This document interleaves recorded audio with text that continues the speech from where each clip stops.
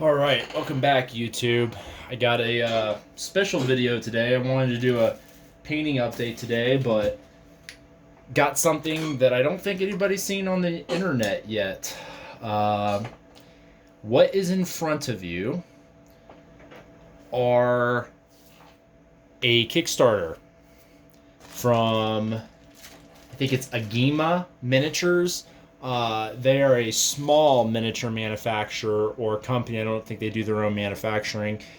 They do plastic Romans primarily, and they have a few metals. And they had a Kickstarter for Etruscans. Really caught my eye. I spoke about it. Triarius Wargaming spoke about it. I was very interested, and this was back in November, December of last year. And I decided that I was going to invest pretty heavily. I ended up spending close to $200 USD on miniatures from them, and I got a lot. He said in the Kickstarter he was expecting shipment in July. He shipped in the first week of August, got here in the third week of August, so he didn't really break his time hat there.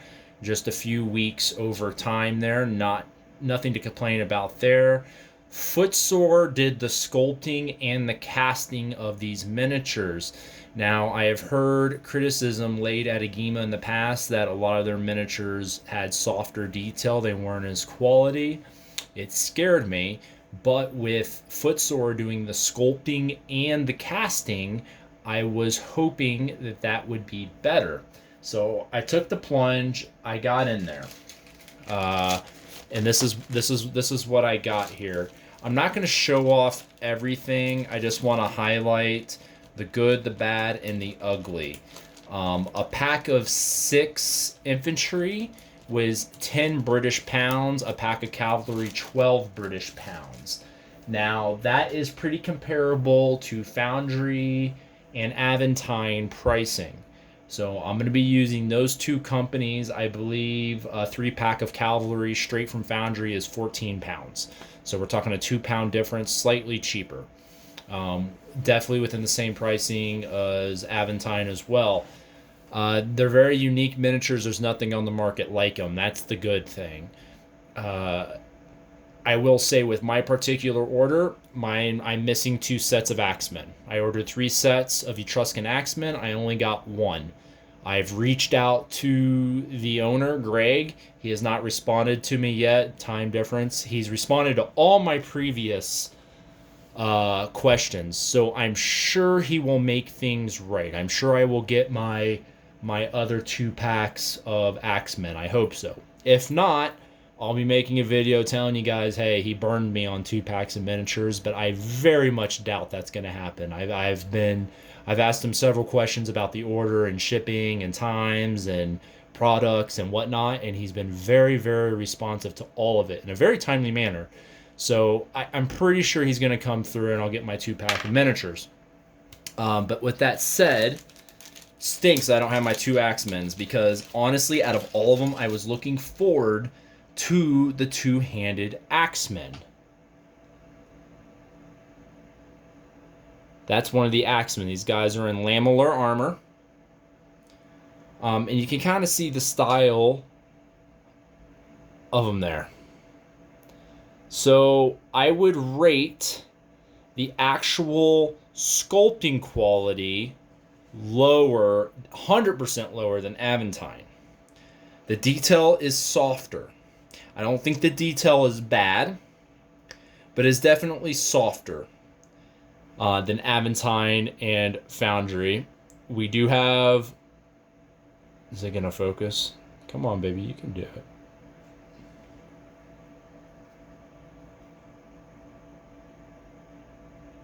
As you can see, there are casting defects. There are little pitting holes there. And I'll talk more about that with some later ones. But in particular, these Etruscan axemen, there's no other miniature on the market to have this unit. No other miniature on the market. And I'm actually going to lower the tripod here. I bought an actual tripod for the cell phone because I wanted to be able to do these kinds of videos. And honestly, I feel like my cell phone is better than my actual camera, surprisingly. So there we are. So these are the Axemen. Like I said, they come in packs of 6, very similar to Foundry. And these are actually really cool models here. They are a little, and I don't have Footsore miniatures, okay? So I don't know what Footsore's normal ranges are like. So maybe I know a lot of you guys probably do, but I do not. These guys are taller and skinnier. They are not as chunky as the Aventine and Foundry miniatures. I think I can still get away with mixing them in, but these are the Axemen. They're really cool. Really sad I didn't get my other 2 sets because I wanted to do a unit of 24 of these guys. So that would have been 18, and I would have done a 6-man command to get me to 24. But like I said, I'm pretty sure he'll get them out to me, and I'll be able to do my axe unit there. In Hail Caesar, or not Hail Caesar, in Sword Point, the army list of the Etruscans have double-handed axes. Okay, so that's that. High point for unit there. On this pack, I also have a chariot that's supposed to be Lars Porsena. This is the chariot bits. It's in MDF, as you can see. I won't take it out and show you guys. It appears that none of the pieces are broken. I do not know how. It is quite amazing that none of the pieces are broken because this thing came all the way from the UK and the box was pretty damaged. But somehow the little fragile MDF pieces survived. Now I thought I was hoping the chariot was going to be metal and resin, metal or resin, right, or a combination. It wasn't. It's MDF. The Lars Porsena figure himself is pretty nifty. I'll show him off. It's a 2-horse chariot. The horses are okay. I would rank them up there with Perry. I think quality-wise, the horses are on par with Perry. And here's my Lars Porsena. Yeah, this is that mythical, so we're going 6th century BC here for some of these guys. Come on, baby. There we go. And as you can see, the detail's nice. I can tell everything. I can see his pedigrees and his metal reinforced corselet there, and a lot of cool stuff. He has his sword and his cape. I think they'll paint up just fine, but I also do think the quality is a little less than Foundry and Aventine.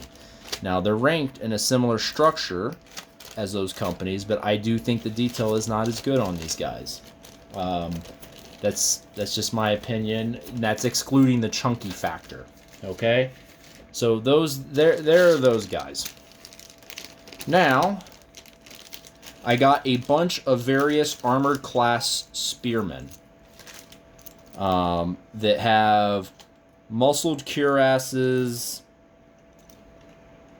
linen tunics, linen cuirasses, all that type of stuff. A mix of scutum and hoplons. This is a guy in a muscled cuirass. I think he's a class 2 spearman. There he is with his sword. As you can see, some of these guys have arms to assemble. A matter of fact, most of these guys.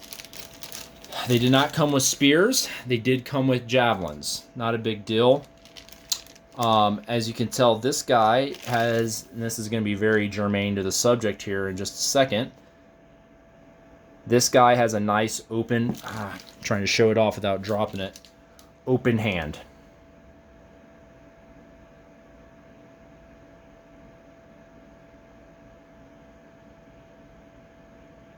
See his hands opened. I will be able to glue a spear into these guys, the ones that are able to hold spears or javelins. Now, on the vast majority of these miniatures, though, you can't, and that is a big problem. I will show. Those are javelin men. That's my cavalry. Okay. So I ordered a bunch of class 1 spearmen that have like lamellar armors, muscled cuirasses, whatnot. This is a guy, and I really like lamellar armor. Really cool how they did the cloak there. Look at his hand. Closed hand, and it's tiny. Guys, that is a small hand. I don't think I can drill that hand out to put a spear in. I do not, and it is a small hand. I'm going to hold it up here next to a foundry guy so you guys can kind of as a control.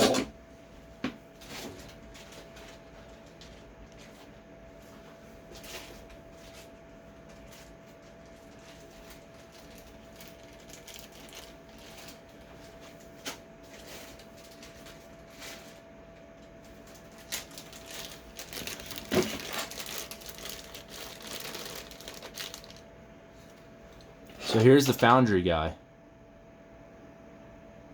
Look at that big oak. Well, don't pay attention to the flashing.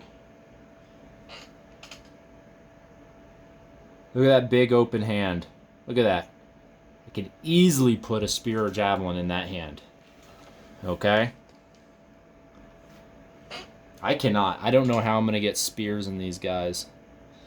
These are them side by side.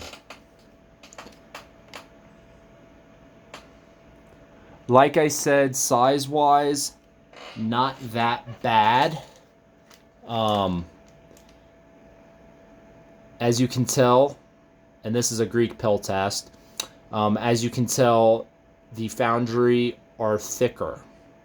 Height-wise, very similar. I think these Agemas are slightly taller, but I think the big deal is the thickness. I mean, look at the arms comparatively. You know, these are arms. These arms are in the same position. Like, what it looks like is that the foundry guys go to the flipping gym and these guys don't. Like, they're on like the Ethiopian diet. So that's these guys, and I have a bunch of these guys. I got 12 of these guys with the various lamellar armors. So that's a big ding in my book right off the bat, is I don't know how I'm going to get spears in these guys' hands because they have closed fists and their fists are flipping tiny. And I have a small drill bit and I'm going to try drilling them out, and hopefully I can, with drill and filing work, I can make them work. But like, it's more cleanup that I don't want to be doing. Now here, and I don't know why they did this. Here you go. This is a guy with an arm, and there's a few guys like this. This is a guy with an arm to be assembled, and he has a sword. It's on the sprue, so they tried to cast it together, it looks like. Oh, come on. There we go. And then the sword's there, and you got to cut it off and assemble it into his arm socket. The sword is razor thin, and I mean razor thin. The other one I had is bent.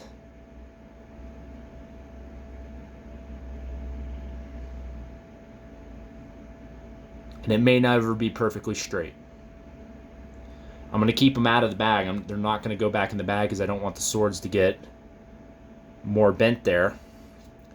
But yeah, these are guys that have their swords out instead of their spears, which is cool. It's cool to have the variation because spears did break. There's all sorts of talks about how spears broke in combat.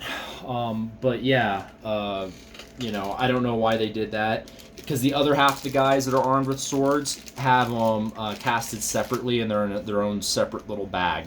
So that way they're not getting crushed as easily. Which made more sense to me. So I'm not why on those 3 or 4 they decided to do that. But here we are.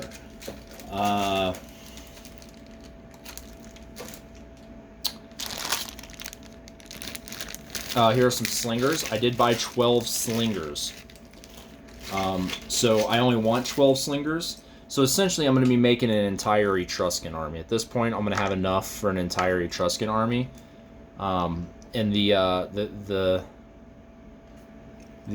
thickness is definitely the figure thickness. or heft is definitely apparent with these guys because they don't have armor on.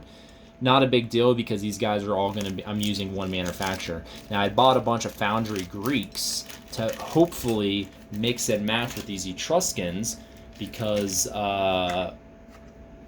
you know, the Etruscans used pretty much Greek equipment. Like, they had some scutum and they had some pedilum that were peculiar to Italy, but they also used a lot of equipment that was Greek in origin. Helmets, armor, spears, swords, all that type of stuff. So yeah, and their cavalry actually looked pretty good. Once again, though, I have zero idea, like, how I'm going to get a spear in there. I got to figure out how I'm going to get spears in there. So I'm going to have to do a lot of work to get these guys ready for the painting table. And I'm not going to lie, when it comes to miniatures, the thing I like the least is cleaning up miniatures. Like, because like you'd rather be spending your time painting, right? You don't want to be spending your time cleaning up metal miniatures. So it's kind of sucks. And now I'm gonna have to find a way, and I may be unsuccessful in being able to get a spear in there, and that sucks. So I got some class 3 and 4 spearmen as well. Nothing crazy there. I got the guys I already showed off. I don't know what the hell I did with the other javelin guys. Last thing I wanted to show off here is, now I did something. I really wanted to have a group of these kneeling guys, so I bought 2 packs of them. They're in lamellar, they're in muscle cuirasses, but I wanted to mix them with the kneeling Triarii guys from Foundry. I have some of these guys from Foundry, and I wanted to be able to mix them. I bought extra shields because I want them to be armed with aspices instead of scutum. So, moment of truth. I think those are going to actually fit in beautifully. So at least the kneeling guys here, and it's going to give me a good variety because these Foundry Triarii guys are have chainmail. They're on Lorca Hamada there, and so the other ones are going to have lamellar and muscle cuirasses. So that's going to be a really good variation. So I'll be able to have a good 24-man unit of Etruscan hoplites in this really cool kneeling deal here. Those work out well. So all in all, guys, my overall impression is slightly underwhelmed. I was hoping, and this might just be on me, they're fine figures, but for the price, I was hoping more Aventine or Foundry in nature. Those are kind of the companies I like for my ancients because they have such wide ranges. So I was really hoping for more of that Aventine Foundry look. These aren't bad. They're still great. I'm not sure I would ever get them again just because, like I said, for the price, I can go with Foundry or Aventine. So, you know, I can't speak. I haven't had every company. I haven't had First Core yet. So I can't really compare them to that. But I'm not disappointed overall because I did get a lot of unique models, and it's going to allow me to do a full-on Etruscan army.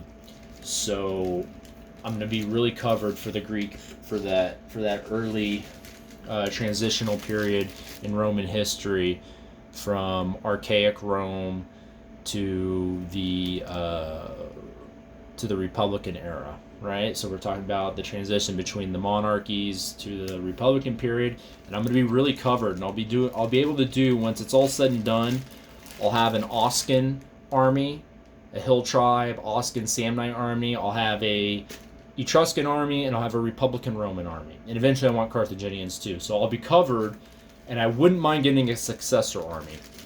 So that way I could do all of the Italian wars and all of the Punic wars, because that's my favorite period in history. To be honest, that's what I like studying the most.